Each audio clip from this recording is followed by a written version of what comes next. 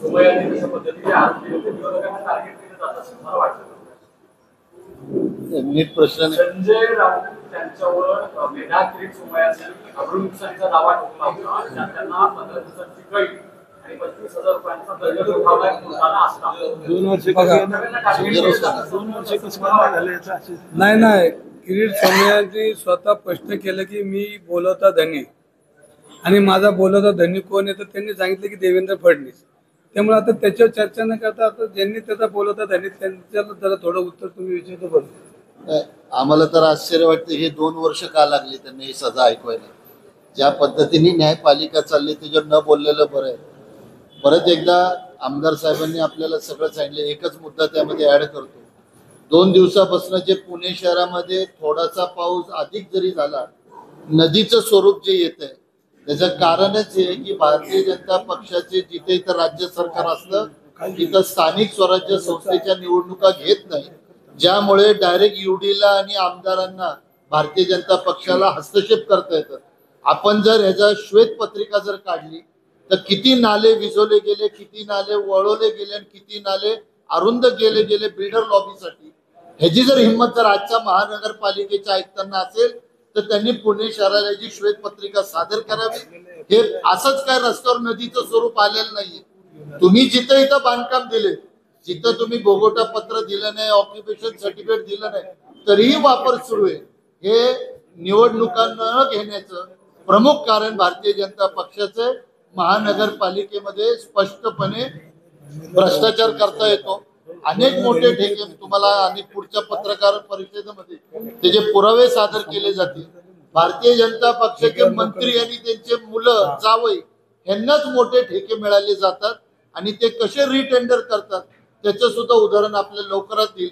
हेच प्रश्न पुणे शहर काँग्रेस कमिटी मोदी साहेब पुणे शहरामध्ये येणार होते, त्यांना हे आमचे प्रश्न होते. ते प्रश्नाला आपण उजाळा द्यावा हीच आपल्याला विनंती.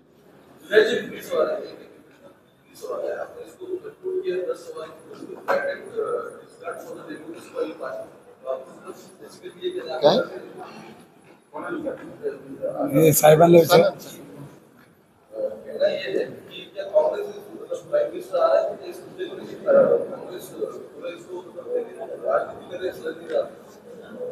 हिंदी मध्येच पाहिजे.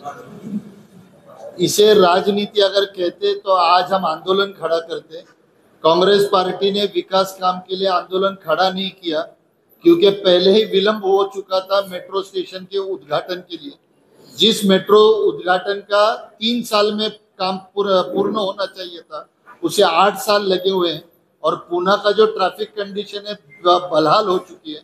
इसीलिए हमने इसमें कोई बाधा न आने के लिए कोई आंदोलन खड़ा नहीं किया.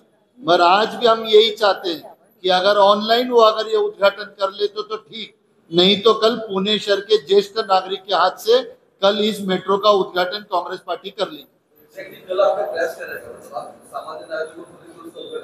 कल हम लोग वहां जाके ज्येष्ठ नागरिक के हाथ से महाविकास आघाड़ी उद्घाटन करेंगे. अगर वहां के अधिकारियों ने कल मेट्रो शुरू नहीं की तो उनके हो बराबर.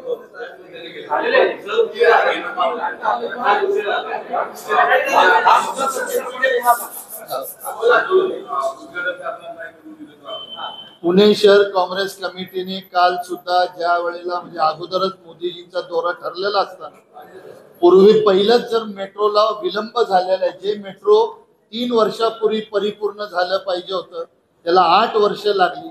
आम्ही आंदोलन ह्यासाठी उभं नाही केलं कारण पुणे शहरामध्ये विकासाच्या मुद्द्याला आडवं जायचं नाही आणि पुणे शहराला मेट्रो मिळावी. आम्ही परत एकदा सांगतो की त्यांची आज आम्ही वाट पाहणार आहोत. ऑनलाईन जरी त्यांनी केलं पण मेट्रो ही आजच्या आज पुणे शहराला मिळाली पाहिजे. आज जर मेट्रो कार्यान्वित झाली नाही तर उद्या सकाळी 11 वाजता आम्ही त्याचं औपचारिक उद्घाटन करू आणि मेट्रोच्या अधिकाऱ्यांना ती मेट्रो रन करण्याची विनंती करणार आहोत. त्यांनी तसं केलं नाही तर त्यांच्या दालनामध्ये बैठक आंदोलन उद्यापासून सुरू होईल.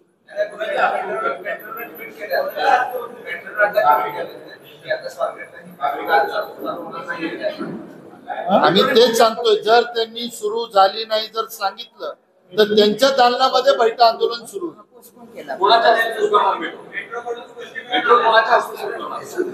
ज्येष्ठ नागरिकाचे असते. पुणे शहरातले ज्येष्ठ नागरिक जो आजच्या तारखेमध्ये ट्रॅफिक मध्ये खूपच बाधित आहे त्या व्यक्तीच्या थोडा वेळ बाप घरी जेवायला आलाय परत काय